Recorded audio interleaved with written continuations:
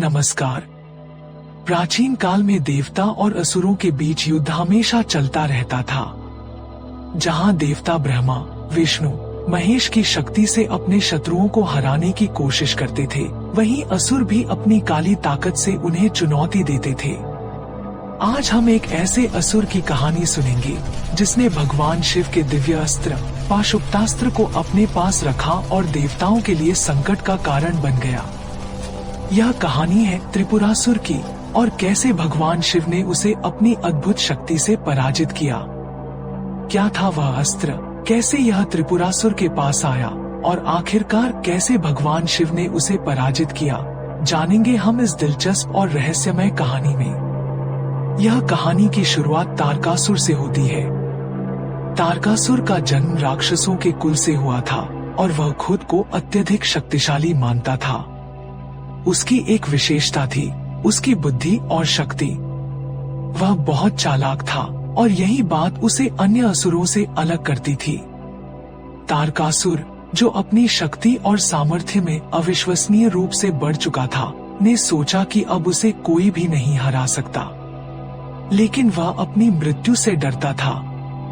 उसे यह समझ आ गया कि अगर उसे पूरी दुनिया पर राज करना है तो उसे अमरता की आवश्यकता है।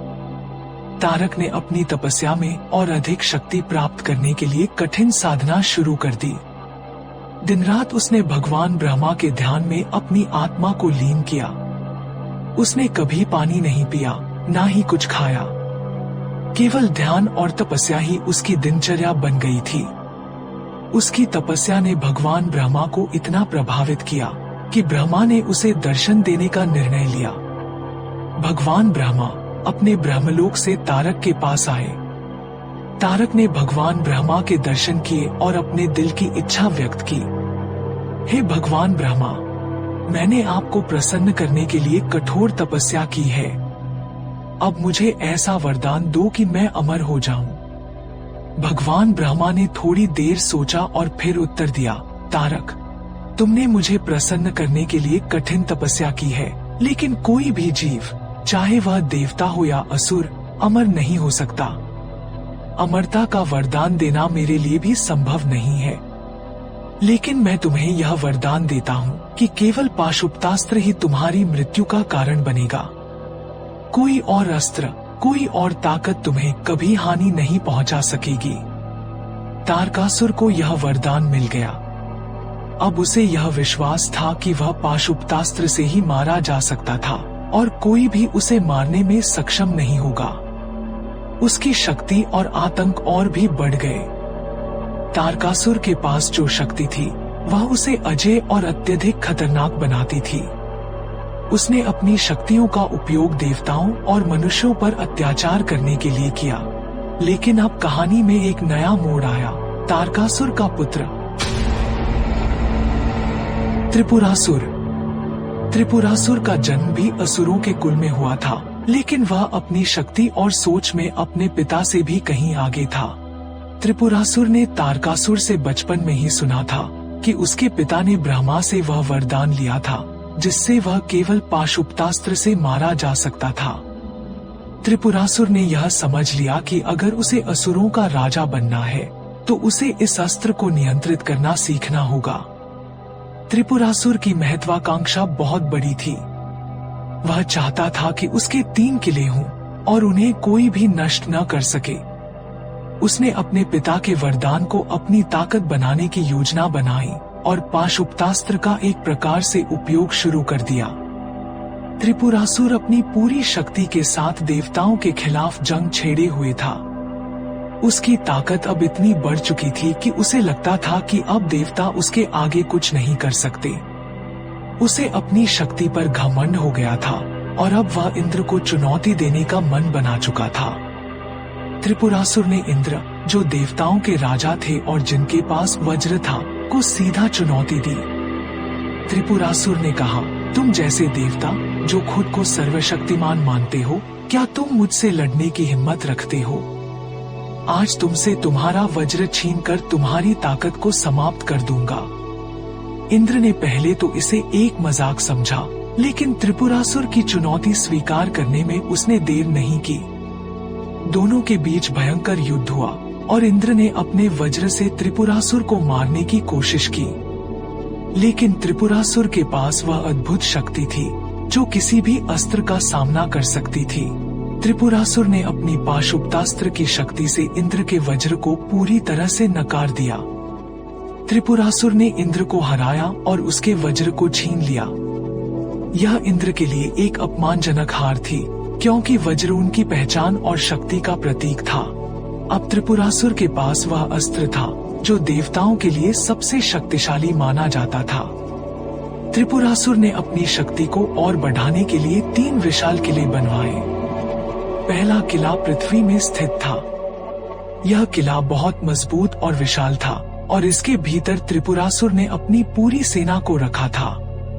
इस किले में उसके सारे शक्तिशाली रक्षकों और सामग्री का संग्रह था जो उसे अपनी युद्ध क्षमता में मदद करते थे। दूसरा किला आकाश में स्थित था। यह किला त्रिपुरासुर की शक्ति का प्रतीक था और किसी भी हमले से बचने के लिए इसे आकाश में छिपा दिया गया था। यह किला बहुत ही असाधारण था, क्योंकि यह हवा और बादलों के बीच लटकता हुआ और यह किसी के द्वारा देखा या छुआ नहीं जा सकता था। तीसरा किला हवा में था। यह किला पूरी तरह से हवा और समीर के माध्यम से बनाया गया था। इसे किसी भी बाहरी शक्ति से नष्ट करना असंभव था। त्रिपुरासुर ने इसे अपनी सबसे सुरक्षित जगह माना था, जहां वह किसी भी हमले से बच सकता था। इन 3 किलों के साथ त्रिपुरासुर ने अपनी सत्ता को और भी मजबूत कर लिया था। अब वह न केवल पृथ्वी, आकाश और हवा में विजयी था, बल्कि उसकी ताकत में किसी भी देवता का सामना करने की क्षमता थी। त्रिपुरासुर की बढ़ती हुई ताकत ने देवताओं को परेशान कर दिया। उसने न केवल इंद्र को हराया, बल्कि सूर्य, चंद्रमा और अन्य कई देवताओं को भी अपनी चपेट में ले लिया था।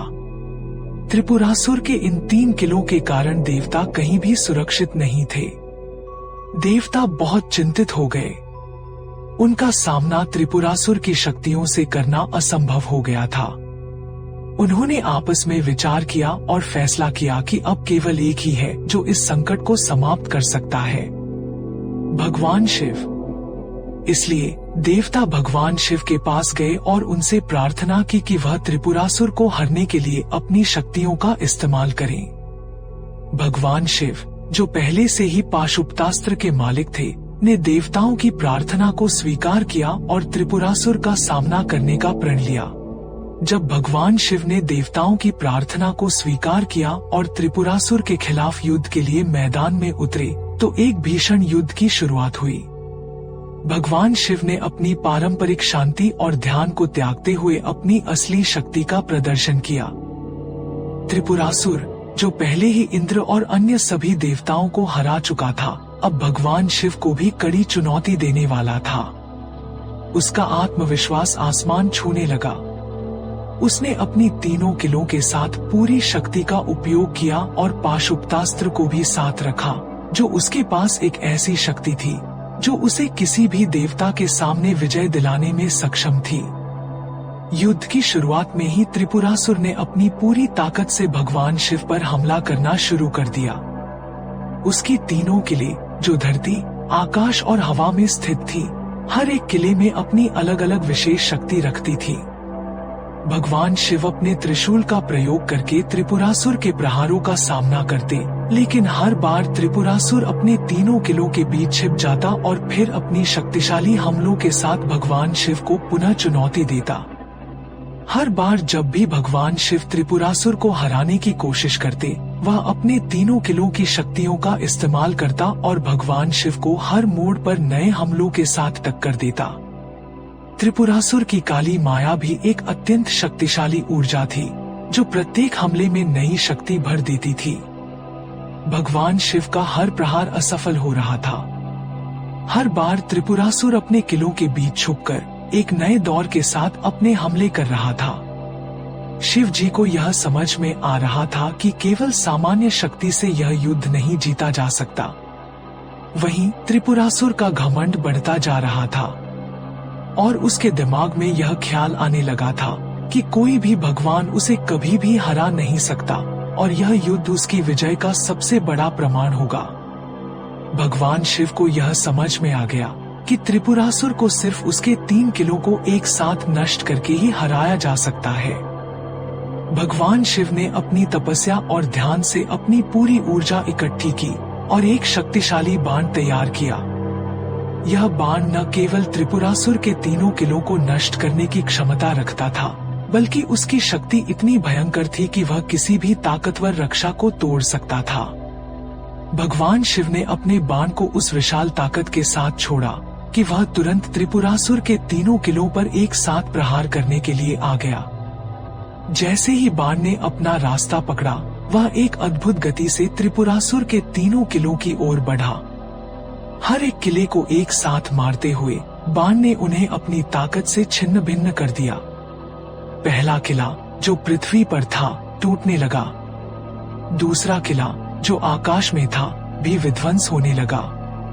और फिर तीसरा किला जो हवा में था वह भी जैसे ही बाण की चोट से भस्म हो गया। अब त्रिपुरासुर के पास अपनी रक्षा के लिए कुछ भी नहीं बचा था। जब भगवान शिव के बाण ने त्रिपुरासुर के 3 किलों को एक साथ नष्ट कर दिया, तो त्रिपुरासुर का गुस्सा आसमान छूने लगा। उसके लिए यह अपमानजनक था कि वह खुद को पराजित होते हुए देखे। उसे लगा कि अब उसकी हार निश्चित हो चुकी है। उसने मन में ठान लिया कि अब वह अपनी सबसे ताकतवर शक्ति यानी पाशुपतास्त्र का इस्तेमाल करेगा। हालांकि पाशुपतास्त्र भगवान शिव का अस्त्र था और उसे पूरी तरह से नियंत्रित करना त्रिपुरासुर के लिए असंभव था। फिर भी त्रिपुरासुर का अहंकार और उसकी कूटनीति उसे इस अस्त्र का इस्तेमाल करने की ओर प्रेरित कर रही थी। त्रिपुरासुर ने पाशुपतास्त्र को भगवान शिव पर चलाया, लेकिन भगवान शिव के पास त्रिशूल था जो किसी भी अस्त्र से ज्यादा शक्तिशाली था। भगवान शिव ने अपने त्रिशूल से पाशुपतास्त्र को रोक दिया और पाशुपतास्त्र को पूरी ताकत के साथ काट दिया और उसे नष्ट कर दिया। त्रिपुरासुर का वह सबसे शक्तिशाली अस्त्र भी अब बेअसर हो गया था। भगवान शिव ने त्रिपुरासुर की तरफ देखा और अपनी शक्ति का इस्तेमाल करके उसे नष्ट कर दिया। त्रिपुरासुर जो कभी असुरों का सबसे शक्तिशाली राजा था, अंततः भगवान शिव के हाथों पराजित हो गया। जैसे ही त्रिपुरासुर का नाश हुआ, देवता आकाश में खुशी से झूम उठे। भगवान शिव की जयकार होने लगी। अब त्रिपुरासुर के 3 किले और पाशुपतास्त्र जो देवताओं के लिए खतरे का कारण बने थे, हमेशा के लिए समाप्त हो गए। यह युद्ध सिर्फ देवताओं और असुरों की शक्ति का परीक्षण नहीं था, बल्कि यह एक महत्वपूर्ण संदेश भी था। भगवान शिव ने यह सिद्ध कर दिया कि जब तक किसी व्यक्ति का अहंकार और क्रोध उसे नियंत्रित करते हैं, तब तक वह अपनी असली शक्ति को पहचान नहीं सकता।